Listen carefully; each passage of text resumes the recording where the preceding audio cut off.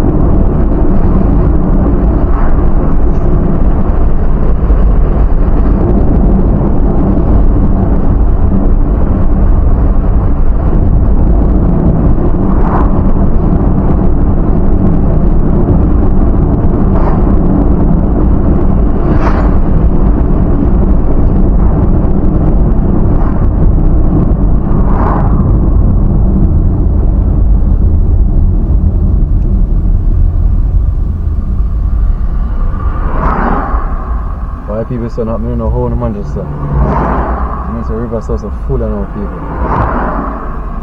But you know the worst part about it is so when you're at school in the river and you're school almost all week. But if not going to enjoy yourself, just be careful and test the waters before you go there. You must go jump in a hole when you know because you know you drown. That always happened when school. If on the brink for home back here, so take the river and join and make it home back. So if you're not for the river, don't go stay here.